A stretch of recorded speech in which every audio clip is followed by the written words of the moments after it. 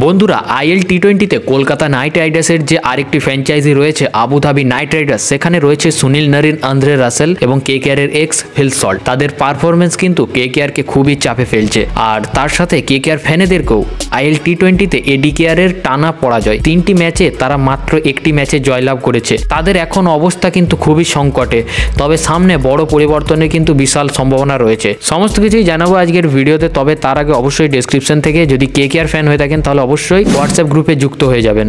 এডিকেআর এখনো পর্যন্ত 3টি ম্যাচ খেলেছে, যার মধ্যে তারা একটি ম্যাচ জিততে পেরেছে। প্রথম ম্যাচে তারা হেরে গিয়েছিল, দ্বিতীয় ম্যাচে তারা জয়লাভ করেছে এবং তৃতীয় ম্যাচ কালকে ছিল হেরে গেছে। তো পয়েন্টস টেবিলে কেকেআর এর বর্তমানে যদি দেখা যায় তাহলে দেখা যাবে যে তারা শেষের দিক থেকে দ্বিতীয় স্থানে রয়েছে। তাদের পারফরমেন্স কিন্তু কেউই আশা করেনি, এটা একদম হতাশাজনক। এডিকেআর এর ওপেনিং এর কথা বললে কাইল মায়ার্স এবং ফিল সল্ট মোটেই বড় রান করতে পারছে না। ফিল সল্ট প্রথম ম্যাচে দারুণ রান করেছিল, কিন্তু তারপর তিনি পুরোপুরিভাবে ফ্লপ। কেবলমাত্র জয় ক্লার্ক কিছুটা ভালো পারফর্ম করছেন, কিন্তু তার একার পারফরমেন্সে তো পুরো দল জিততে পারে না। মিডিল অর্ডারে রয়েছে সুনীল নারিন, আন্দ্রে রাসেলের ফর্ম নিয়েও কিন্তু ভীষণ চিন্তা ভাবনায় রয়েছে কেকেআর। সুনীল নারিনের ব্যাট একদমই চলছে না, তার সাথে বোলিংও তিনি ভালো করতে পারছেন না। আইপিএল 2025-এ সুনীল নারিন কেকেআর এর ওপেনিং হিসাবে খেলবেন, কিন্তু তার এই ফর্ম এখন কিন্তু কেকেআর কে ভীষণ দুশ্চিন্তায় ফেলছে। আইএল টি20তে এডিকেআর এর খারাপ পারফরমেন্স শুধুমাত্র এখন নয়, আইপিএল 2025-এর জন্য বড় প্রশ্ন তুলে দিয়েছে। পরবর্তী 6 ম্যাচে এডিকেআর কে মোটামুটি 5টা ম্যাচ তো জিততেই হবে, তবেই তারা কোয়ালিফাই করতে পারবে।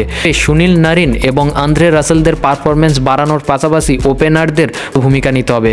আপনার কি মনে হয় এডিকেআর কি সেমিফাইনালে কোয়ালিফাই করতে পারবে? আপনার মতামত কমেন্টে অবশ্যই জানাবেন।